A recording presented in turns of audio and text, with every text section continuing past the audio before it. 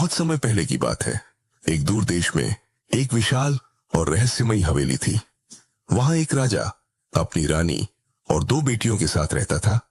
बड़ी बेटी राजकुमारी रूहानी अपनी सुंदरता और सरल स्वभाव के लिए जानी जाती थी, लेकिन उसकी मां नहीं, बल्कि सौतेली मां रानी मायरा थी, जो बाहर से तो बहुत अच्छी लगती थी, पर अंदर से चालाक और लालची थी।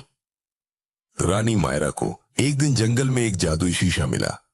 उस शीशे में ताकत थी कि वह किसी भी इंसान को अपने वश में कर सकता था, लेकिन सिर्फ रात के समय। रात होते ही, जब सब लोग गहरी नींद में होते, रानी मायरा चुपचाप राजकुमारी रूहानी के कमरे में जाती। वहां जाकर वह उस पर जादू करती और उसे शीशे के जरिए अपने वश में कर लेती। वह राजकुमारी से अजीब अजीब काम करवाती, कभी अंधेरे जंगल में भेजती, कभी जहरीले पौधों से खिलवाती और कभी घंटों शीशे में ताकने को मजबूर करती।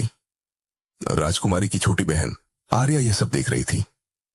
एक रात उसने अपनी मां को चुपके से जाते देखा और उसके पीछे पीछे गई। जब उसने यह सब देखा तो डर से कांप उठी। सुबह होते ही वह भागकर अपने पिता राजा वीरेंद्र के पास गई और उन्हें सब कुछ बता दिया। राजा को पहले यकीन नहीं हुआ, लेकिन उन्होंने कहा, आज रात मैं खुद देखूंगा कि सच्चाई क्या है। रात हुई, हवेली फिर एक रहस्यमयी चुप्पी में डूब गई। राजा वीरेंद्र चुपचाप अपनी रानी के पीछे पीछे चलने लगे। उन्होंने देखा कि रानी मायरा उसी तरह राजकुमारी के कमरे में गई और जैसे ही उसने शीशे से जादू करना शुरू किया, राजा ने दरवाजा खोलकर उसे रंगे हाथ पकड़ लिया। राजा ने तुरंत रानी मायरा से जादुई शीशा छीन लिया और राजकुमारी को आजाद कराया। राजकुमारी होश में आते ही फूट फूट कर रोने लगी। राजा ने रानी मायरा को कठोर सजा दी। उसे हवेली से निकाल दिया गया और वह जादुई शीशा तोड़कर पहाड़ों में फेंक दिया गया। उसके बाद हवेली में शांति लौट आई।